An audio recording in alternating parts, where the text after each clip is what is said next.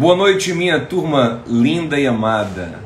Coisa boa estarmos juntos aqui para a nossa live de terça-feira, sempre tratando de temas importantes para o nosso coração, à luz da palavra de Deus. E hoje temos um reforço muito especial.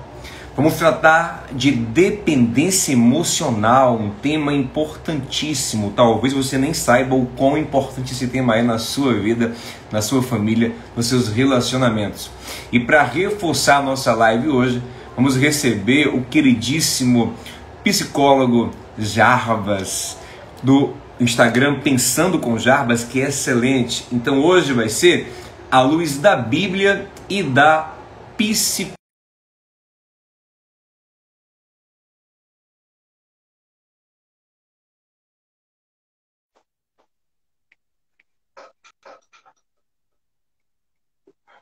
Boa noite, meus queridos. Que coisa boa te receber. Ô, meu pastor, obrigado demais pelo convite. Fico muito feliz aí em poder contribuir, né, com um tema tão importante, né, com pessoas que necessitam ouvir isso para deslanchar um pouco aí muitas questões, inclusive questões espirituais. Por que não, né? Eu vou cuidar da parte psicológica, você cuida da parte espiritual. Outro dia eu estava até batendo um papo com uma pessoa, ele falou assim: Jarbas, o que é que define o que é psicológico e o que é espiritual e tal? Boa questão, boa questão. E a linha é muito tênue. Eu costumo dizer que uma coisa toca na outra. É como se você estivesse pintando ali, né? Quando minha filha está pintando alguma coisa, ela está pintando alguma coisa de verde, aí chega a fronteirazinha ali, ela começa a pintar de azul e as cores se misturam. E é um pouquinho disso mesmo. E vamos falar hoje sobre dependência emocional. Eu começo, você começa, fique à vontade. Que coisa boa. Então, eu vou hoje te apertar. Você vai nos guiar nessa conversa. Eu vou aqui complementando à luz da palavra de Deus. Mas eu queria pedir à turma que entrou já, que começa a compartilhar essa live. Tem um aviãozinho aqui embaixo. Compartilha com todos os seus amigos, porque você não sabe quem está precisando ouvir isso. Às vezes quem você menos imagina é quem mais está precisando. Então compartilha geral, porque eu tenho certeza que vai ser uma bênção para muita gente esse nosso papo aqui. Jarbas, querido, então vamos começar com a definição. Eu estava lendo um pouco sobre dependência emocional e percebi que um dos grandes problemas do dependente emocionalmente é que ele não sabe que é dependente. Ele não sabe que ele tem esse amor patológico, esse amor viciado, esse amor limítrofe na vida dele, esse amor que, em vez de promovê-lo, rebaixa ele a um nível, a uma condição degradante, muitas vezes estressante, que faz mais mal do que bem. Então, por favor, querido, defina pra gente o que é dependência emocional, para que nós enxerguemos esse quadro. Dependência emocional é a urgência de ser amado. Pessoas que tratam o amor que tem que ser recebido pelo outro como algo fundamental na vida deles. Então, tudo é como ele recebe. E para ele receber isso, ele vai aprisionando as pessoas. Ele vai criando um cárcere onde essas situações, ele vai criando situações para que essas pessoas virem uma plateia para ele, né? Uma plateia não muito grande, tá? Que fique bem claro, o dependente emocional ele não é um narcisista com um diagnóstico fechado que vai trazer ali aqueles pontos onde ele manipula pessoas em massa. Ele vai manipulando quem ele quer aprisionar, né? O dependente emocional é o típico João de Barro. Já viu aquele pássaro João de Barro? Sim, Você conhece a história, né? Ele constrói uma casa e bota lá a fêmea presa em um determinado tempo, né? E sai. Ele quer aquela pessoa só para ele, para o mundo dele, para que tudo gire em torno dele. É um grande egocêntrico na realidade. Mas de onde vem isso, né? De onde vem isso? E a raiz, claro, de muitas questões psicológicas está na infância. Ângeles Dantas está aí, que não me deixa mentir, né? Minha querida amiga psicóloga também. E onde é que começa isso? Crianças que têm dificuldade, né, com o afeto, né? elas geralmente são abandonadas por pais. Ela tem muita dificuldade ali em criar vínculos, né? Ela começa a manipular situações, ela começa a se fazer uma cena diante das faltas da falta que ela tem em relação ao amor paterno e o amor materno. Então, cresce um adulto com um esquema, um dos esquemas, né? Eu vou falar em terapia cognitiva, quando eu falar esquema, é modo de pensar a vida, né? Ele cresce mais ou menos, essa pessoa cresce com um esquema que a gente chama de esquema de inadequação. Ou seja, ela tem uma visão, uma percepção distorcida do mundo, onde tudo que as pessoas fazem não é bom o suficiente para ela, e ela também não é boa o suficiente para os outros. Tudo que ela recebe, ela não é merecedora, e ela vai se aprisionando, né? Então, quando você vê alguém com aquele discurso, você é luz, é raio, estrela e luar, vou parar por aqui, né, porque eu não sei cantar. Cuidado, porque o discurso da pessoa que sofre de dependência emocional sempre tem aquela coisa do enaltecer o outro. Ele enaltece o outro, não porque ele enxerga as qualidades, é porque ele projeta as faltas dele no outro. Então, é mais ou menos por aí que a coisa vai se desenrolando. Você quer acrescentar com alguma coisa, por favor? Quero. Por favor. Achei muito interessante isso que você trouxe, dessa construção que vem desde a infância. Porque desde a infância, Jarbas, e todos que estão aqui assistindo, nossa querida psicóloga Ângeles Dantas, desde a infância nós aprendemos algo. Algo nos foi ensinado. A nossa felicidade está em alguém. Desde os contos de fadas, o que acontece? É uma princesa ou um príncipe infeliz, alguma coisa infelicita a sua vida, né? A Branca de Neve, ela come uma maçã e fica adormecida. Não, eu me misturei agora, a Branca de Neve com Bela Adormecida, mas a Branca de Neve também, né? Também tudo do minhoca. Ficam desmaiadas, né? A Rapunzel fica presa no castelo, a Cinderela vira quase que uma escrava na sua casa, e todas passam a ser felizes quando encontram um príncipe encantado. E os contos de fada terminam com o casamento deles, então diz, e foram felizes para sempre. Rapaz, estamos conectados. Eu estava lendo isso aqui hoje, ó. Sério? Nossa. A psicanálise dos contos de fadas. E fala justamente sobre isso, mas acrescente aí que depois eu vou complementar. E o interessante é que o conto de fada, ele termina no início do processo.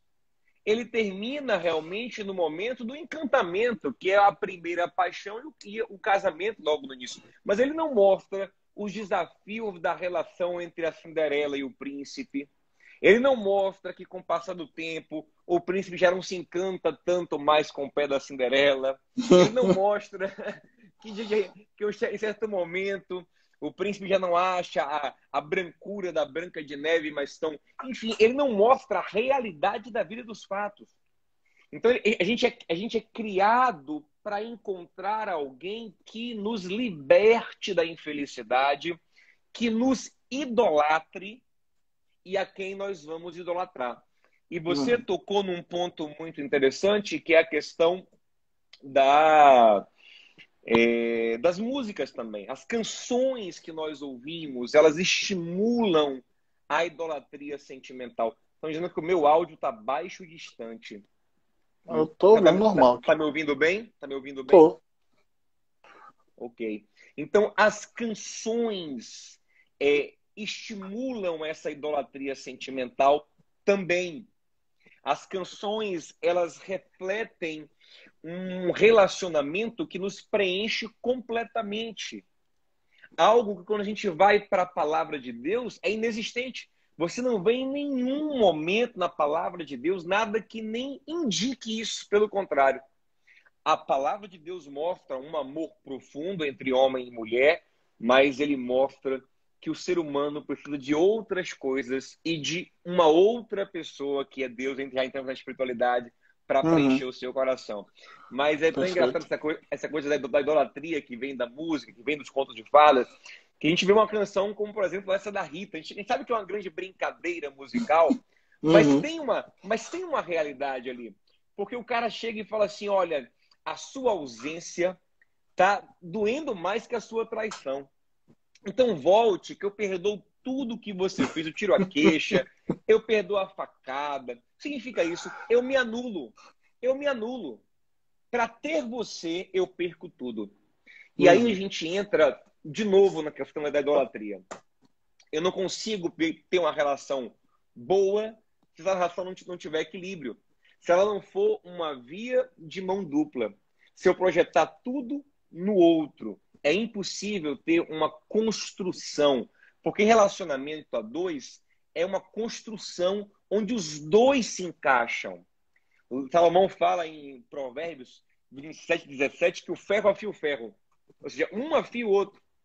Pedro vai falar lá em 1 Pedro 2,5 que nós somos pedras vivas na construção de Deus. E as pedras, para se encaixarem, todas têm que ser lapidadas, uma para encaixar na outra. A construção antiga era assim, pegavam pedras e cortavam para que elas encaixassem umas nas outras. Uhum. Salomão vai dizer que é melhor serem dois do que um, porque um cordão de 3 dobras não parte. O que significa? Ele fala, é melhor serem 2 do que um, mas no fim ele fala cordão de 3 dobras, isso é Eclesiastes 4. Significa isso. Aí eu gosto da forma que o rabino interpreta isso. Os rabinos falam o seguinte, que 2 pessoas juntas formam uma terceira coisa. Existe o eu, existe o você, existe o nós. Então, se é só eu ou só você, tem uma deficiência nessa relação. Eu mais você gera uma terceira coisa, que é o nós, que é esse equilíbrio, é esse cordão de 3 dobras. Então, a partir do momento que a relação é idólatra, ou eu me idolatro e puxo tudo para mim, ou eu idolatro o outro e cedo tudo para o outro e não há relação de verdade, há uma opressão sentimental, há uma escravidão sentimental, a qual muitas vezes eu crio, eu me submeto voluntariamente por causa da minha carência, do que você falou, essa visão disforme sobre amor, sobre vida. Mas vamos lá, prossiga. Acho que você queria falar ainda sobre o conto de fadas. Sim, sim. Ainda sobre o conto de fadas, perceba que a própria Cinderela, a própria Branca de Neve são mulheres que são abandonadas por sua família. Sim, e depositam, sim. Então a raiz disso, né, voltando à questão familiar, né, como eu trabalho com família, com casais, quando eu vou percebendo algumas coisas na clínica, a gente percebe essa falta de referência paterna e materna. Uma pessoa que não tem, que não foi amada, então se ela não foi amada, ela vai buscar ser preenchida, né? Ela não vai praticar o que o próprio Jesus falou, ame ao próximo como a ti mesmo. Como é que você vai amar o próximo se você não se ama? É um pressuposto, ame ao próximo como a ti mesmo. Se você se ama, você tem algo para dar ao outro, né? Se você não tem amor, você vai ser um sanguessuga emocional. Me desculpe, o bicho é feio, mas é isso mesmo, né? E aí vem várias características. Eu separei algumas características que eu fui listando assim, né? De pessoas que sofrem dependência emocional. Inclusive eu fiz um post hoje lá no meu Instagram falando sobre isso. E algumas características são: a pessoa quer ser o centro das atenções. Então, essa pessoa centralizadora, que ela busca tudo para si e tal, como eu disse, ela não quer uma grande plateia, ela quer uma pessoa, né? Então Jarbas, o dependente emocional, ele pode ter uma dependência emocional individual, de um indivíduo, como pode também ser dependente de uma coletividade, não? Sim. Na sua grande maioria, ele é dependente de mais ou menos uma pessoa. Ele pode sim querer chamar a atenção, mas aí já distorce um pouco. Essa pessoa é mais um narcisista, que ela gosta ali de holofotes, né? Tem até uma psicopatologia chamada histriônico, que são pessoas mais efusivas, né? Que gostam de chamar a atenção.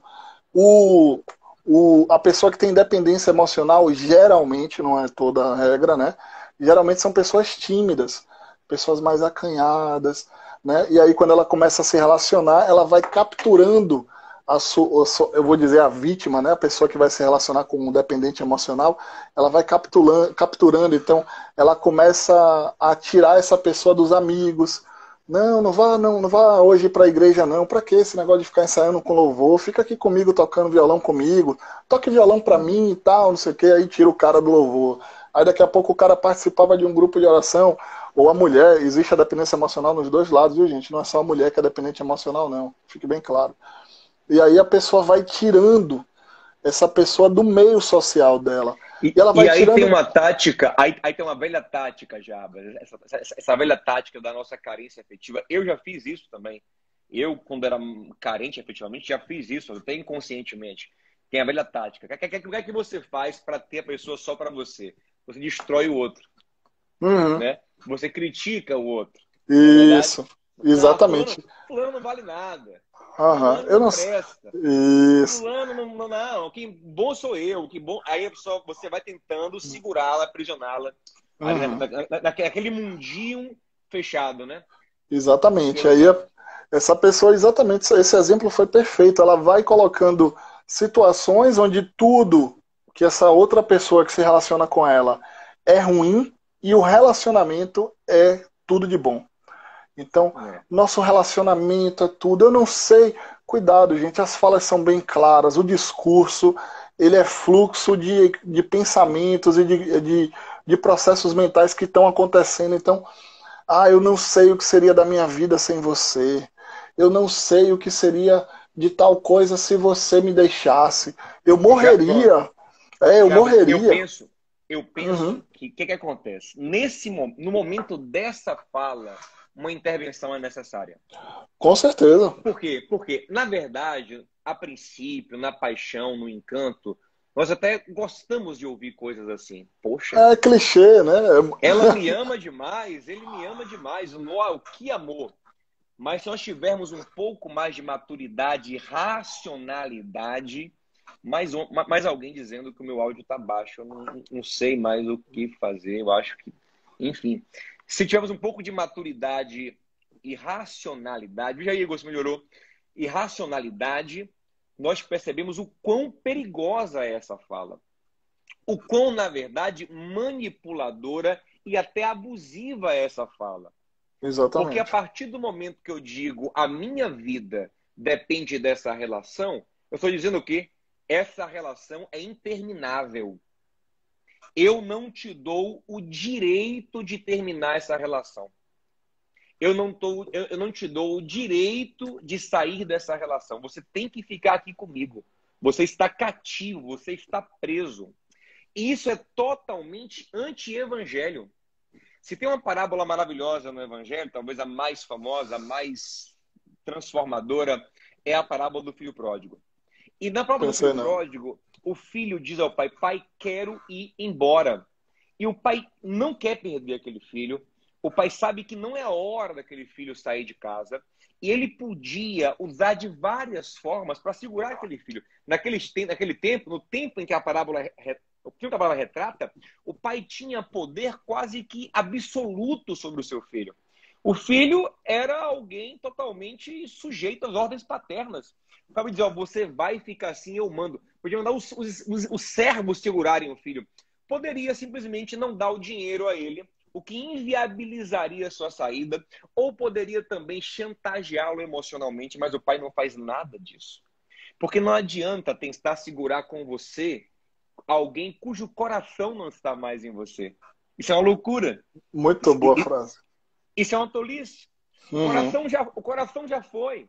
Então o pai, percebendo isso, ele diz, vai, filho, não quero, mas você quer? Vai, e eu vou lhe prover para você ir bem. Eu vou lhe dar o que você precisa para você ir bem. E essa é a cativação do amor. Ainda que você não me queira, eu te quero bem. Então o filho vai, mas ele tem essa marca de um amor que liberta e não que escraviza. E ele volta. Mas o dependente emocional, ele não entende essa dinâmica. O medo dele de perder é tão grande que ele aí fecha a porta. Ele põe um cativeiro, né? Tem uma música da Ana Carolina que ela fala assim, vai, a porta sempre esteve aberta, vai, Na verdade, a porta nem existe. Sai. E eu acho isso muito interessante. Eu acho que relacionamento maduro é isso. Não existe portas, trancas. Há um compromisso, há uma aliança, há um pacto, mas não existe trancas, não existe cadeados. Mas o dependente emocional, ele vai de várias formas, fechando um cadeado e voltando para aquilo que eu comecei a falar. Eu penso que, aqui, ó, a Luísa falou, o verdadeiro amor liberta. Com certeza. Porque o verdadeiro amor tem a ver com verdade. Verdade liberta. A pessoa fica livre. Se ela quer ir, ela vai. Então, o que acontece? Eu penso que nesse momento, Jarbas, em que essas falas começam, não posso viver sem você eu não vivo, é hora de dizer, opa, não é bem assim não. Olha, eu te amo muito, mas você vive sem mim, sim. E aí que entra uma base de fé maravilhosa. Porque quando esse casal, porque também tem amigo, viu? Tem amigo que é dependente emocionalmente. Sim, sim. Tem amigo. Tem amigo dependente emocionalmente. Com certeza. Tem gente que depende emocionalmente do patrão, dependente emocionalmente do pastor. Do pastor, já citei, cara, do psicólogo. Do psicólogo. Se você não me atender hoje, eu vou fazer uma besteira com a minha vida. Sim. Né? Quantas vezes eu e você recebemos mensagens desse tipo? Chantagem emocional. Então, é nesse momento que a fé ela faz a diferença. Porque aí a pessoa que está sendo chantageada pelo dependente fala, opa, eu tenho alguém para lhe apresentar que pode ser essa estrutura para a sua vida, que não sou eu. Eu não tenho condições de ser estrutura para a sua vida. Dona Lúcia colocou bem aqui, ó, pai, mãe, irmão, filho. Também rola muito dependência emocional nessas relações dentro de casa. Eu posso me decepcionar, eu posso morrer, eu posso falhar. E aí entra Jeremias 17:5. Maldito o homem que confia naquilo que é humano.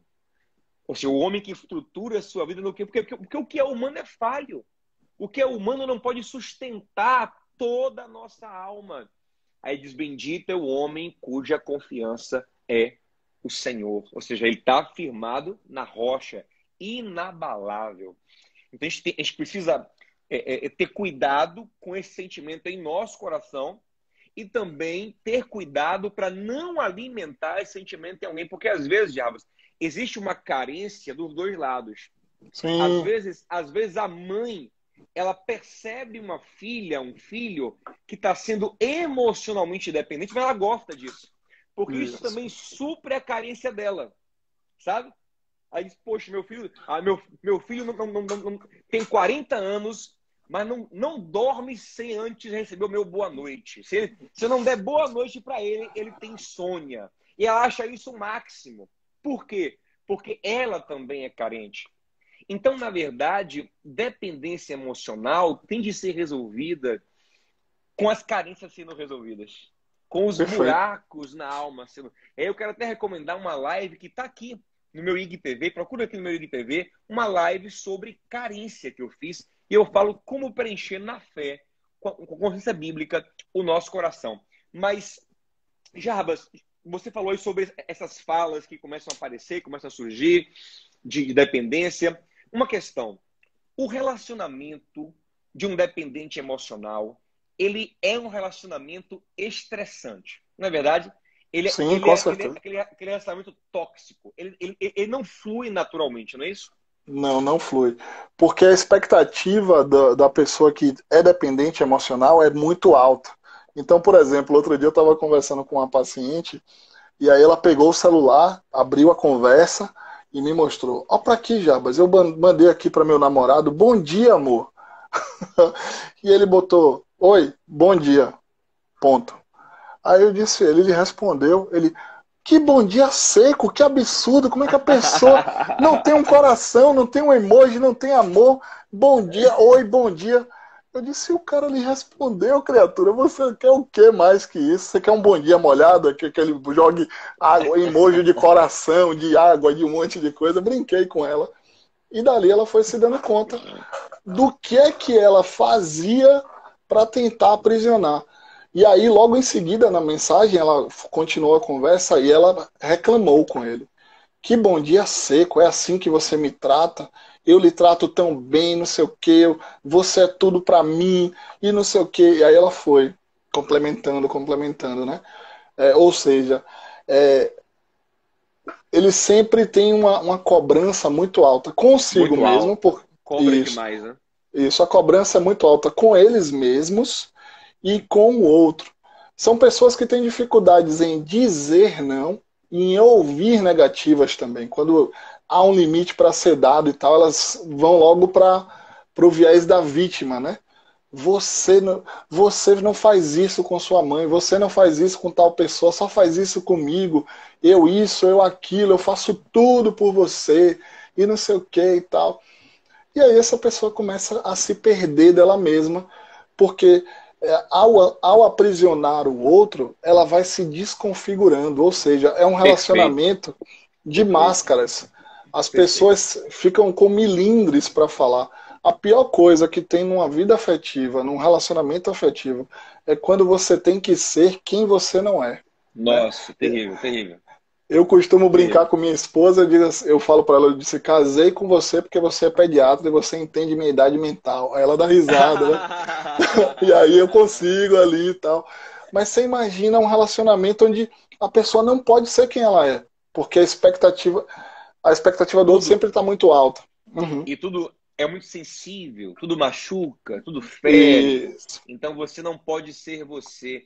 Eu acho que essa frase, você não pode ser você, é uma frase que nos dá uma estética, né? Uma imagem perfeita dessa relação.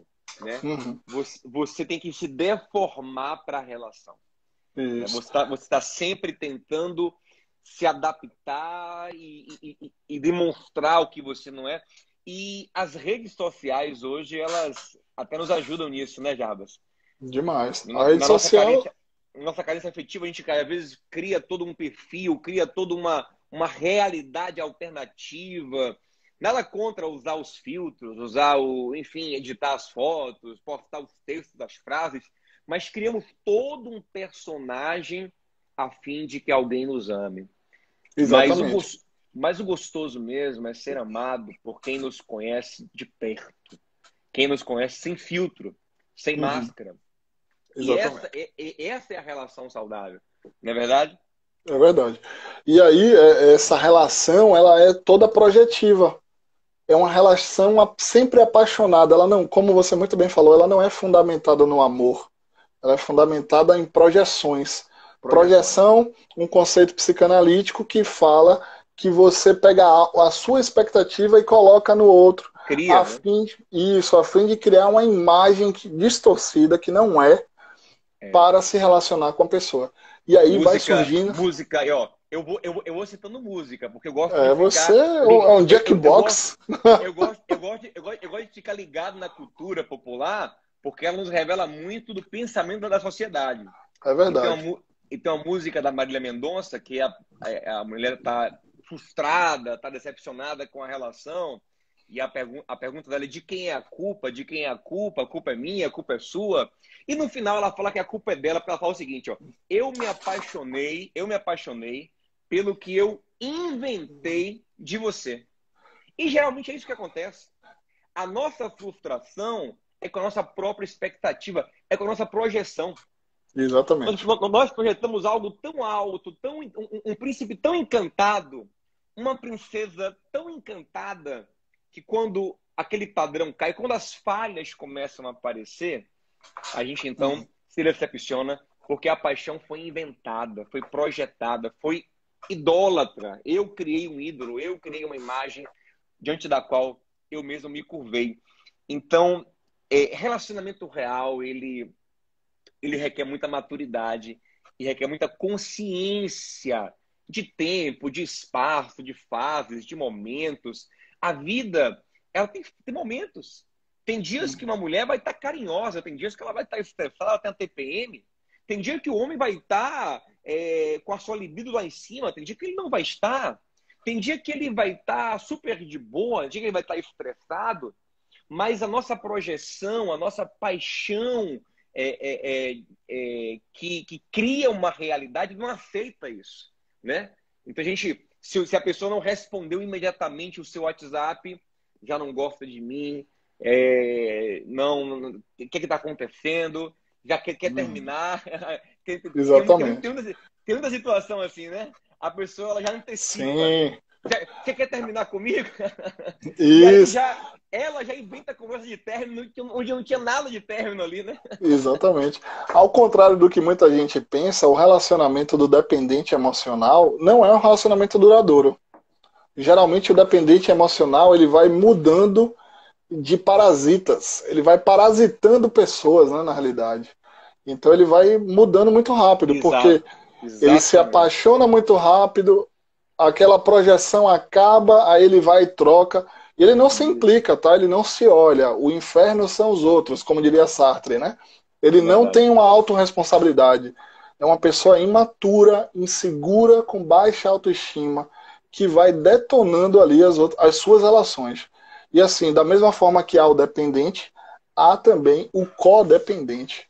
Ou seja, é o casamento perfeito, patológico mesmo, que é aquela pessoa que se relaciona com uma pessoa manipuladora e também tem um problema de autoestima, e aí é como se fosse, deixa eu ver um exemplo, nos filmes da Disney tem muito essa relação, né, de um dominador e uma pessoa que é muito submissa. Geralmente é o vilão que tem sempre um capacho ali, isso, um lacaio, né? Aquilo se retroalimenta, né?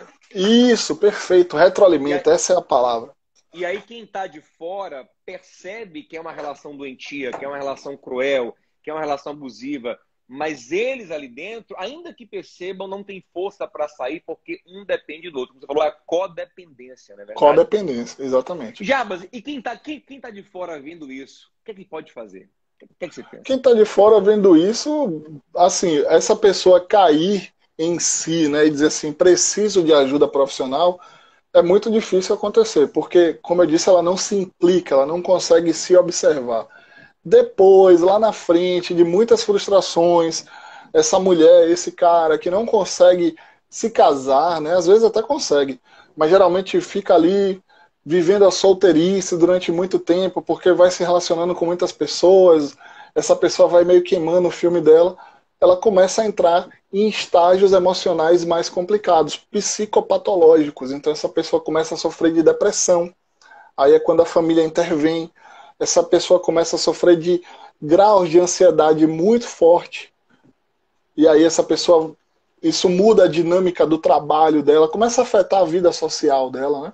Existem também psicopatologias como o transtorno de personalidade borderline, que é típico, é o dependente emocional desenhado. Se vocês procurarem transtorno de personalidade borderline, cuidado para não se autodiagnosticarem, por favor, não façam isso, procurem um profissional, pelo amor de Deus, né? Não estou dando diagnóstico a ninguém, é só se vocês tiverem curiosidade de entender um pouco de comportamento humano. O transtorno de personalidade borderline é essa vítima icônica, né? É aquela pessoa estourada, vítima do mundo, nada dá certo, né? Eu não sou amada, baixa autoestima. Você lembra de uma história, já tem alguns anos, de uma menina, uma blogueira, que ela se casou consigo mesmo? Ela foi abandonada no altar, né?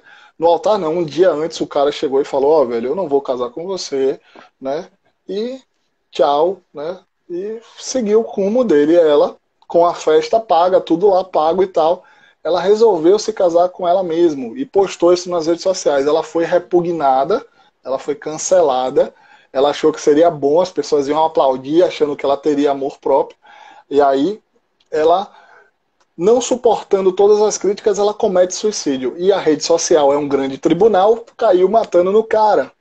E aí esse cara, ele fez um vídeo, uma carta aberta, não me lembro bem ao certo o que foi que ele fez, se defendendo. Ele falou, gente, ela sofria de um transtorno de personalidade, chamado borderline.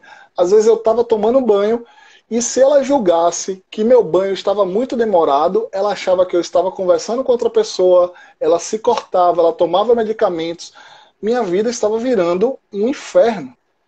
E aí ele disse, eu não vou me casar com essa mulher, até porque ela negava o tratamento, né, segundo ele. E aí temos que entender o contexto, estou citando essa situação, porque é uma situação icônica, onde uma psicopatologia afetou ali socialmente. Muita gente se identificou, muita gente ficou do lado dela, muita gente ficou do lado dele e tal, não sei o quê. Só que a gente tem que perceber o seguinte: existem sim pessoas que padecem de um transtorno mental e precisam de cuidado psicológico. O que eu penso, Jarbas? Nós vivíamos numa sociedade onde as famílias interviam demais, se intrometiam demais nas relações afetivas uns dos outros. As famílias eram meio simbióticas, né? Aglomeradas, misturadas. Então, o pai determinava com quem casaria a filha. Era comum, por exemplo, se um casal tivesse tendo um problema, os pais fossem para a casa do casal para intervir no relacionamento, chamassem a filha para casa, chamassem o filho para casa. Isso era muito comum antigamente. Eu acho que era um extremo. Só que hoje estamos num outro extremo. Do ninguém se mete, do ninguém fala nada, do ninguém opina. Então nós vemos pessoas amadas, queridas, padecendo, definhando, e ficamos calados, respeitando demasiadamente uma situação abusiva. Exatamente. Eu acho que situação abusiva precisa de intervenção. Até postei um vídeo esses dias sobre isso aqui. Tem gente que está numa relação abusiva e não tem forças para sair. Ele é prisioneiro e está clamando por alguém que o ajude. Ainda que a princípio ele espernie, ele reclame, depois ele vai ser grato. E nós teremos a consciência tranquila de que tentamos ajudar aquela pessoa que está numa situação complicada. Então, assim, com muito equilíbrio, com muita sabedoria, com muita prudência, mas às vezes é necessário, sim, uma intervenção, um chamar para conversar, um sugerir uma terapia, um sugerir uma intervenção familiar, se for necessário, porque tem casos que a coisa realmente fica bem extremada, fica bem complicada. E aí, Jarbas, uma coisa que a gente tem que tocar é que essa dependência emocional tem muito a ver também com a baixa estima, não é verdade? Porque o que acontece? A pessoa ela não acha que ela tem valor. Por um momento, ela encontra alguém que lhe valorizou. O que ela pensa? Não posso perder isso aqui por nada. Se eu perder essa pessoa, perdi a única oportunidade de ser amado na minha vida. Isso é a característica básica da baixa estima, né? Agora, eu fico pensando. Imagina, será que o meu valor está realmente definido pelo que o outro diz ao meu respeito, pelo não recebimento do outro? Ou meu valor está definido pelos meus conceitos, as minhas avaliações sobre aquilo que sou e sobre aquilo que Deus diz que eu sou, que é o mais importante, né? Eu fiz uma live sobre isso esses dias. Eu fico pensando o seguinte, imagina, Gabi, se eu falasse, poxa, Jarbas, amei essa live, que live maravilhosa, cara. Poxa, para ser grato a você por essa live, amanhã eu vou levar um carro zero para você. Olha já pessoal? Vou levar um carro zero para você. É de Deus, né? Poxa, tô mandando esse carro aí na sua casa. Aí você manda um bilhete e fala assim, Diogo, muito obrigado, mas eu não quero esse carro, não preciso de um carro, não posso aceitar esse carro. Eu nem dirijo. Eu nem dirijo. É verdade. É verdade? Jarbas, o carro perdeu o valor porque você rejeitou? De forma alguma. De forma alguma. Eu sei o valor do carro, eu sei o investimento que foi feito nesse carro, eu sei o quanto custou esse carro. Então, o seu não querer não faz o meu carro perder o valor. Assim como o não querer de alguém não faz o trem perder o valor. Eu sei onde eu estou construindo a minha vida, no que eu tenho investido, eu sei o quanto de boa intenção, de amor, de virtude eu tenho. Então, não é uma pessoa que vai determinar o meu valor. Não é verdade? Perfeito. E essas dinâmicas da vida são tão engraçadas às vezes, né? Porque as pessoas elas são muito voláteis. É por isso que nenhum ser humano pode ser a base estrutural da nossa alma. Porque todo homem é relativo, tem emoções voláteis. Ora gosta, ora não gosta, ora tá apaixonado, ora tem nojo. Isso é o ser humano. Como é que eu vou estruturar a minha alma, o meu amor próprio, num sentimento tão volátil assim, de um ser humano tão falível? Então, assim, é muito comum por exemplo, aquela pessoa que te desprezou. Aí, enquanto você está ali rastejando, mendigando amor, mendigando o afeto dela, sem fazendo um nada, ela continua te desprezando. Você levantou a cabeça, enxergou o seu valor, começou a encaminhar a sua vida, ela volta a te valorizar. Porque, na verdade, a desvalorização não era dela, era sua. Foi você desceu a um nível tão baixo que ela parou de te dar valor. Você se esvaziou de valor. Mas a partir do momento que você se revaloriza, aquela mesma pessoa te quer de novo. E se ela não quiser, uma outra pessoa vai te querer. Porque às vezes um outro só dá valor quando um terceiro entra, infelizmente, né? Quando alguém... Diabo, isso acontece muito na igreja, isso é muito engraçado. Olha, eu chego na igreja e falo assim, irmãs, meninas, olhem fulaninho ali, um rapaz bom, um rapaz de Deus, é um rapaz ajeitado. Aí aquele comentário, né? Não, pastor, ele não. Aí assim, você vê que não estão afim do rapaz. Aí de repente aparece uma menina nova na igreja. Ou então até uma das antigas mesmo. Rapaz, sabe de uma? Eu quero. Eu tô afim. E aí parte para aquela relação. Meu amigo, daqui a pouco, aquelas antigas que desprezaram. Pastor, que absurdo, hein? Chegou agora. Eu falei com você mês passado. É a lei da escassez. Eu falei com vocês mês passado. Aí agora, bem que olhando agora ele assim, não é que ele é bonitinho mesmo, não é que ele... É verdade. Mas, se você vai num restaurante, né, e ele tá vazio, você pensa, rapaz, entra ou não entra? Mas se você vê aquela filinha ali, rapaz, eu acho que eu vou entrar. Não, nós temos uma tendência de valorizar o que o outro valoriza. Mas nós temos que aprender a valorizar aquilo que para minha própria avaliação, eu comi nesse restaurante e sei que o restaurante é bom. Eu gosto, mas não tem ninguém aqui, não importa. Eu gosto. Isso é maturidade de avaliação. Isso quebra a nossa baixa estima e quebra também as estruturas de dependência emocional. Mas jogue duro já. Exatamente. Nossa, você falou tudo aí já. O que eu falar aqui só vai ser complemento das suas falas. Mas isso, só trazendo um contraponto, né, em relação a isso que você fala, até essa pessoa entender que ela tem valor, ela precisa ser valorizada. A construção social, né? A construção social, quando eu falo a raiz de todas as coisas está lá na infância, comecei falando sobre isso, né? Que pessoas que têm dependência emocional são pessoas que são invalidadas pelo pai, pela mãe, são abandonadas, são tidas como muitos adjetivos ruins, né? Você é burro, você não consegue, você não vai dar para nada na sua vida e tal. Essa pessoa ela vai se cercando de coisas onde ela não acredita nesse valor. Então, por isso, ela começa a buscar essa identidade, esse processo de amor no outro, né? Então, é bem por aí, né? E para a gente entender o nosso valor, a gente precisa ser validado socialmente, sim. A gente não vive numa bolha, né? Quando a gente recebe, por exemplo, o amor de Deus, que entende o amor de Deus, isso é apresentado para a gente. A gente não nasce sabendo, né, do amor de Deus. Uma criança não sabe. Quando eu falo para minha filha que Deus a ama e tal, que ela é muito valorizada, que ela é muito amada, eu estou enxertando o amor nela para que ela reconheça que ela é o que Deus fez por ela, o que Deus que Deus a ama incondicionalmente, que eu a amo incondicionalmente como pai também e tal. E a gente vai construindo isso na criança. E por que as pessoas crescem e desenvolvem essa tal dessa dependência emocional? Porque elas não receberam esse amor inicialmente, né? Eu gosto muito às vezes eu celebro uns casamentos aí, viu, pastor? É engraçado. E aí eu gosto muito de usar aquela parábola aquele texto do primeiro milagre de Jesus lá em João, né? Que Jesus transforma a água em vinho, né? Ou seja, Jesus está numa festa, numa boda, num casamento, e aí o vinho acaba.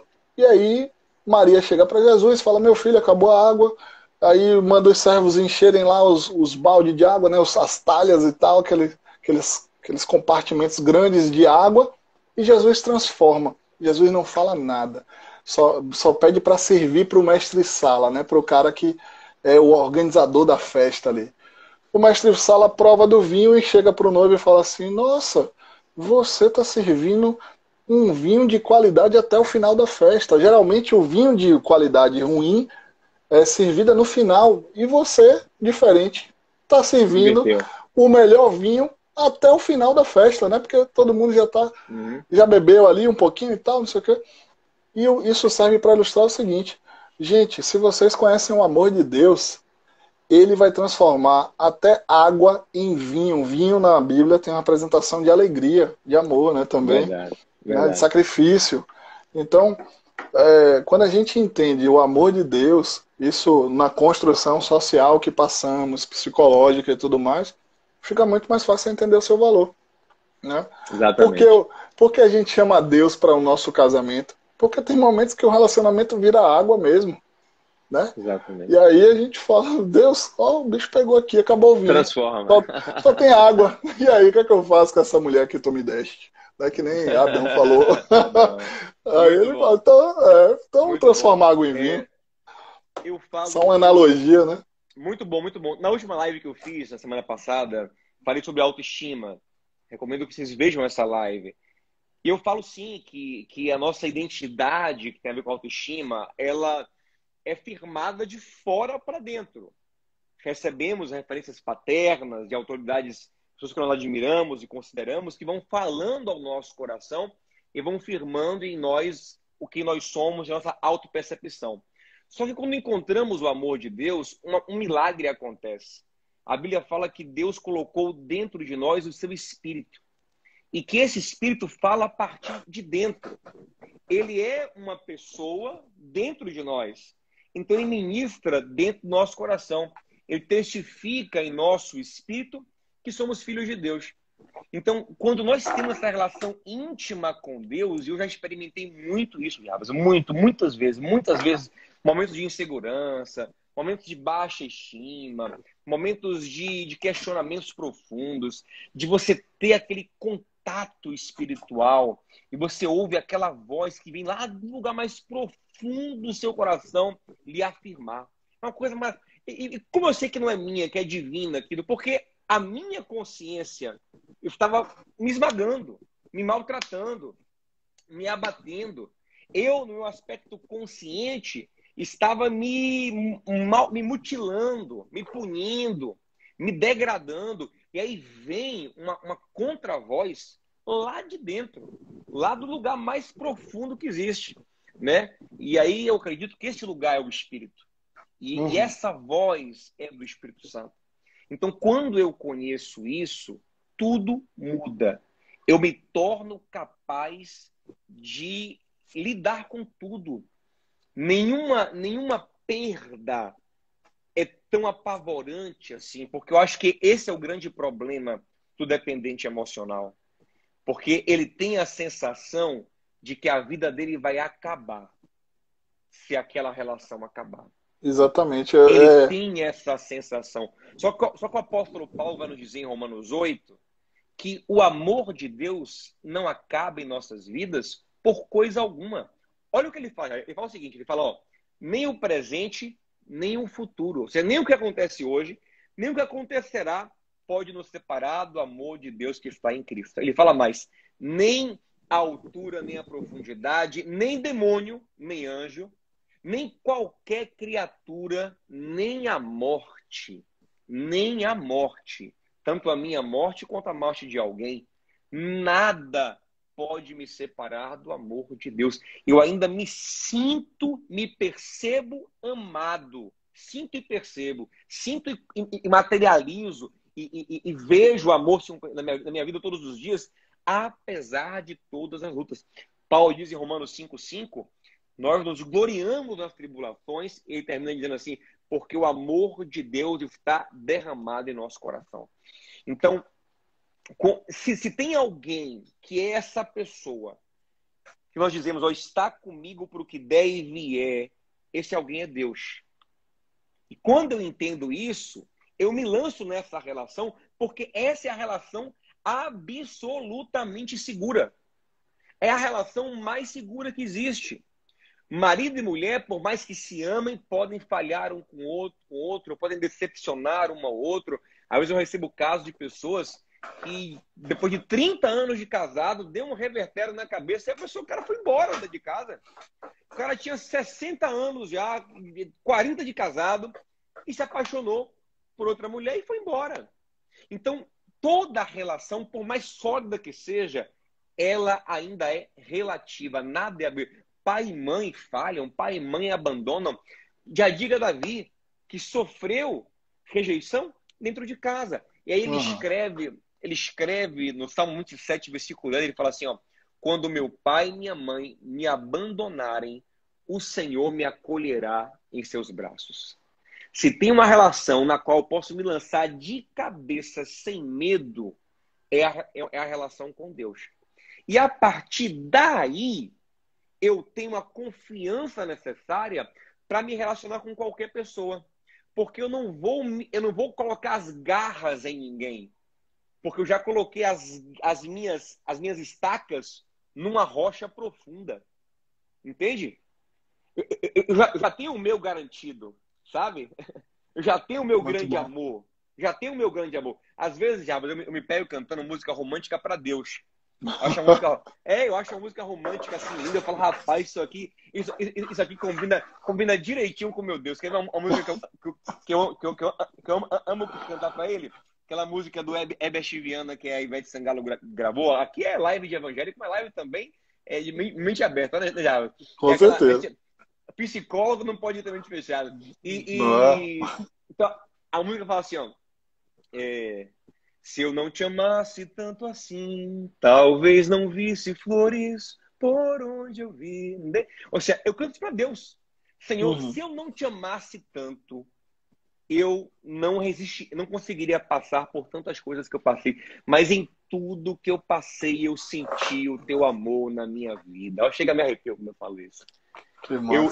Eu creio muito em Romanos 8:28, que diz: Deus age em todas as coisas para o bem daqueles que o amam. Quando eu tenho uma relação de amor com Deus, eu me vejo amado em tudo. Então, às vezes, as pessoas saem da nossa vida e dói. Mas eu digo, poxa, Deus ainda ficou. Com certeza, com certeza. Essa consciência de amor é maravilhosa, né? Essa consciência de amor acho que é o que faz a gente mover, né? Essa coisa do sou amado, logo estou cheio de amor, logo consigo amar alguém. É coisa do amor próprio, né? A gente só ama. A gente não pode dar aquilo que a gente não tem.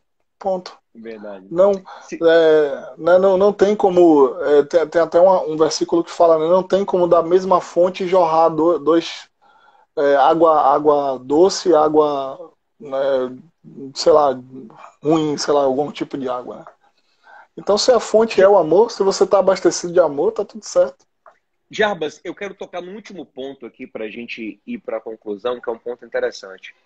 Às vezes nós já ficamos armados e travados para não entrar numa dependência emocional, numa relação conjugal, numa relação homem-mulher, com parceiro, com companheiro, enfim. A gente não vou cair nessa armadilha. Mas é muito comum que entremos em relações de dependência emocional com pais e com filhos, porque, de alguma forma, nós achamos que essa relação cabe uma dependência, que essa relação é inabalável, meu pai nunca vai me deixar, minha mãe nunca vai me deixar. Só que isso também se torna sufocante. Filhos ficam imaturos, pais ficam sufocados, filhos ficam sufocados. E aí, quando eu olho para a Bíblia, eu vejo Deus quebrando isso. Porque Abraão, ele esperou por Isaac por anos. Quando Isaac finalmente veio, o capítulo 22 de Gênesis começa assim: e Deus disse a Abraão, traga para mim teu filho Isaac, a quem você ama. Deus sabe que ele o ama, mas Deus não quer que ele o idolatre. Deus não quer tomar o filho dele. Deus só quer posicionar as coisas. Abraão, Isaac é maravilhoso, mas ele não pode estruturar a tua vida. Só eu posso ser essa estrutura para a tua vida. E é interessante como Deus, ele chama para si, né? Joga em mim. Quer ver alguém que pode chorar com a vida? Sou eu. Aquela música do Roberto Carlos, né? Esse cara sou eu. Uhum. Muito bom. Deus nos diz isso. Jesus nos diz isso. Ele diz, eu sou o caminho, eu sou a verdade, eu sou a vida. Vem para mim, cola em mim, eu te garanto, eu estarei com você todos os dias até a consumação. Mas voltando para a minha pergunta, que já fugi do tema aqui, ó, para não gerar redação. Pergunta. Relação pai e filho, cabe um pouquinho de dependência emocional? Tem pais que são pai e mãe, né, que aprisionam seus filhos. Você quer ver um casamento detonado? Isso que eu vou falar é uma grande bomba no final logo aí. Mas joga a bomba aí. Sabe quando chega um casal detonado lá no consultório, eles vêm com a seguinte frase: meu filho é tudo na minha vida. Já ouço muito isso. Eu ouço muito. Meu filho é tudo na minha vida, velho. Ou se seu filho é tudo, você tá botando sua esposa lá em outro lugar, seu marido lá em outro lugar. É uma fuga. E o que é que vai acontecer com esse casal? Lá na frente eles vão sofrer o que a teoria sistêmica chama de síndrome do ninho vazio, que é quando esse cara cresce, né? E se casa, adquire família e deixa o pai e a mãe, que é bíblico. Deixará pai e mãe e tal, né? Aquela coisa. E pronto.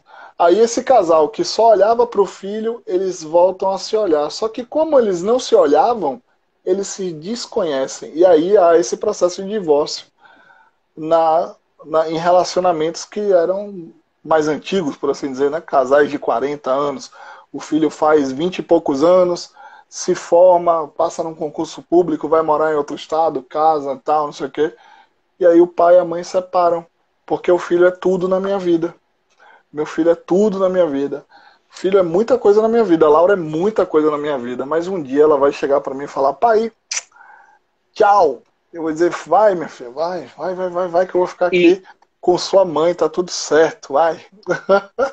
E pronto. E Jarbas, nós temos que ter, nós não podemos idolatrar ninguém, porque isso é muito perigoso em todos os aspectos. Por exemplo, Deus me livre e me guarde. Eu tenho 2 filhos. Deus me livre e me guarde. Mas se um deles partisse, eu não posso morrer por dentro, porque eu tenho um outro. Eu tenho uma esposa. Entende? Toda vez que alguém se torna absoluto em sua vida, todo o resto é relativo. Uhum. E agora, olha que interessante. E por que Deus pode ser esse absoluto? Porque tem gente também que só pensa em Deus e esquece todo mundo. Não. Esse alguém não está amando a Deus, porque quando você se finca em Deus, a primeira coisa que Deus lhe diz é: ame o próximo.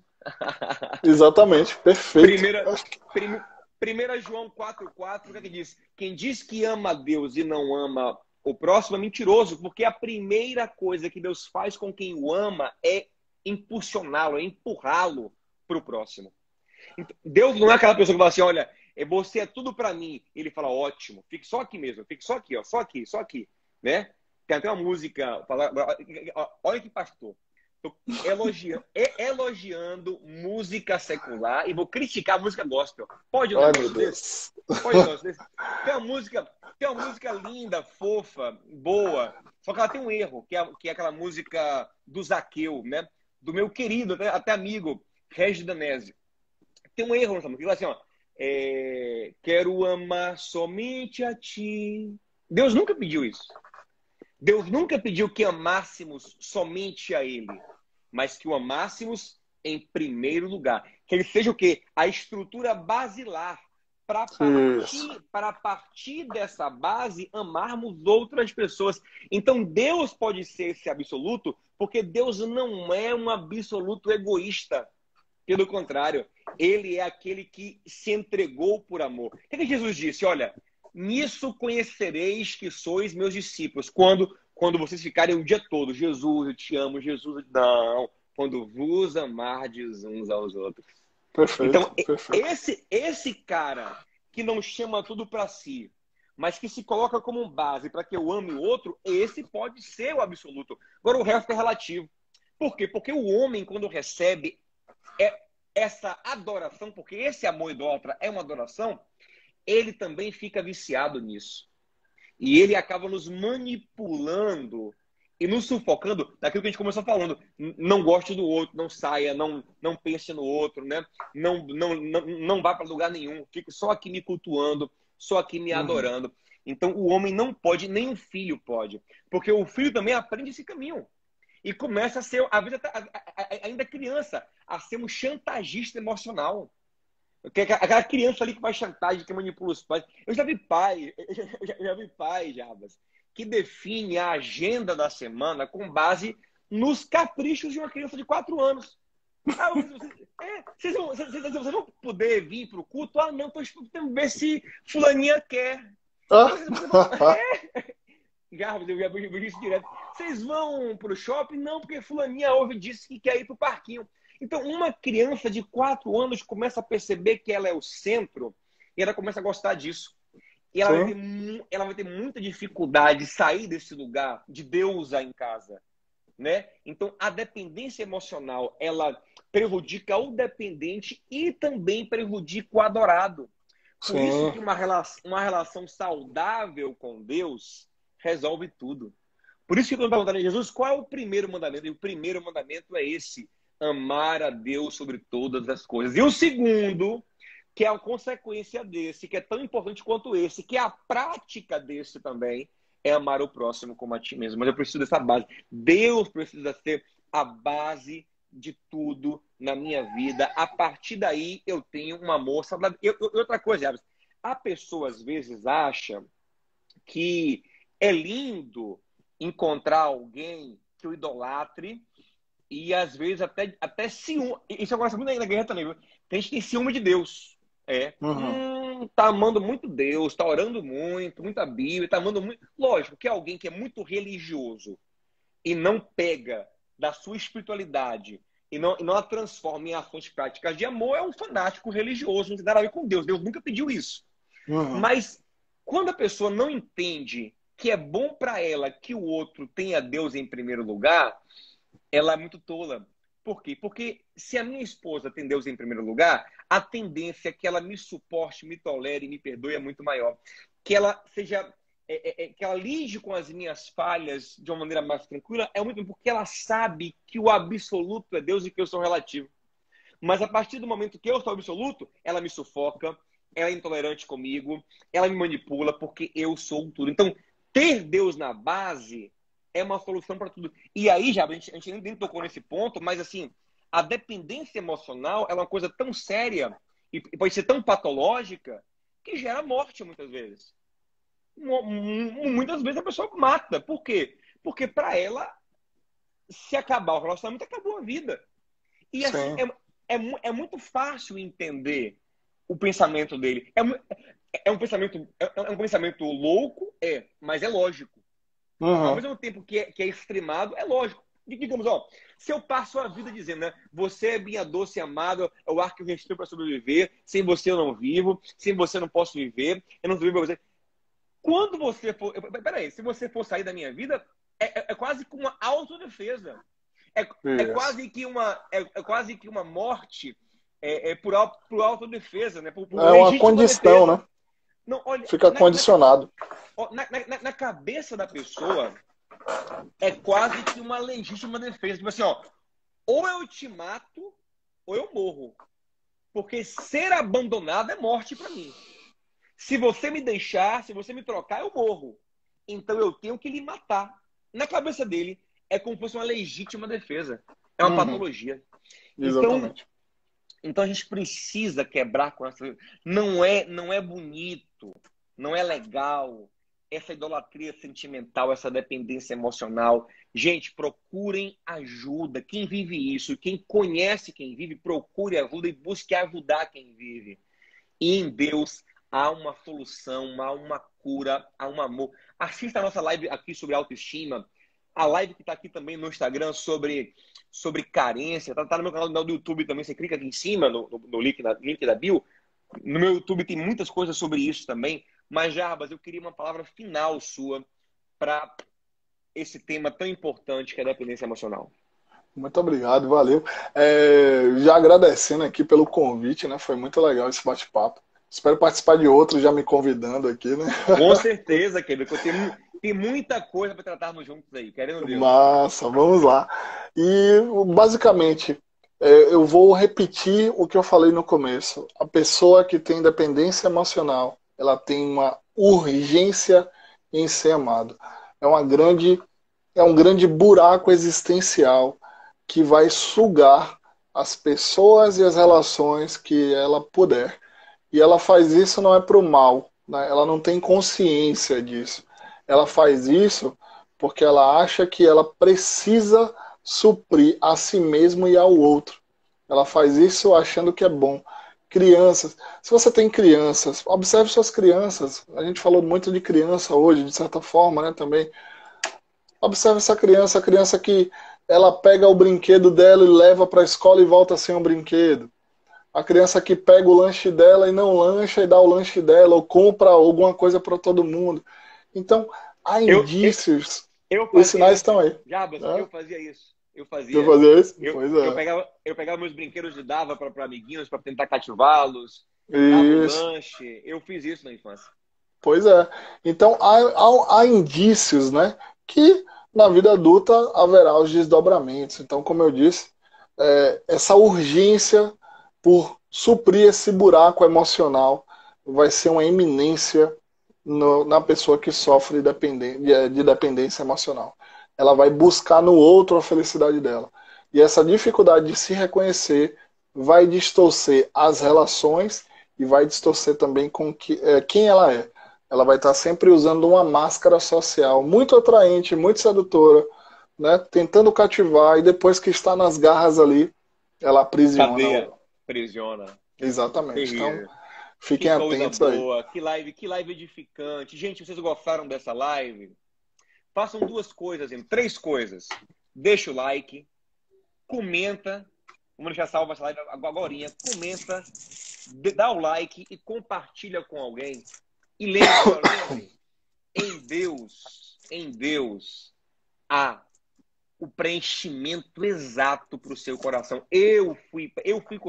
A minha live de autoestima, eu falo sobre a minha vida também, de carência, sobre a minha vida, porque eu passei por tudo isso aí, Jarbas.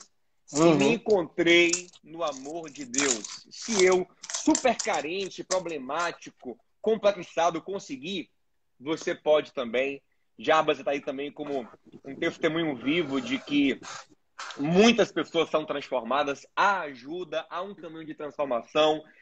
A psicologia pode te ajudar muito e a sua fé também pode lhe sustentar. Como falamos no começo, né? Uma coisa não anula a outra. Com certeza. Uma coisa soma a outra e estamos aqui para comprovar. Gente, segue o Jarbas. Jarbas tem um trabalho fantástico. Cola aí. Segue ele.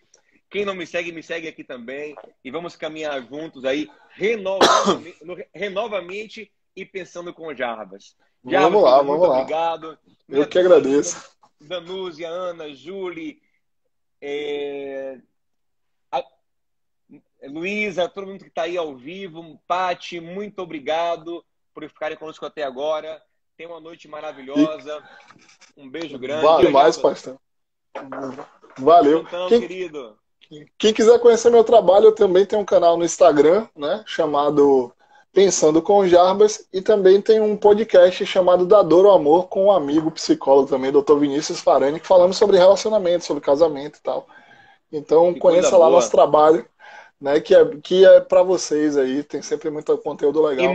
E muitas pessoas me pedem indicação de psicólogos cristãos. Aí, gente, aí tá diante de vós um excelente terapeuta cristão. O que não quer dizer que ele vai pregar para você no consultório. Isso. Mas que ele vai compreender você muito mais, porque ele conhece as nossos valores, nossos princípios. Com certeza vai ter uma percepção muito interessante da vida a partir da psicologia e do evangelho, como eu também recomendo pessoas que fazem a diferença no meio da psicologia também. Beijo, meu amigo. É isso beijo, aí. turma linda. Valeu, meu amigo. Obrigado. Deus abençoe. Valeu, brigadão. Deus abençoe. Tchau, tchau.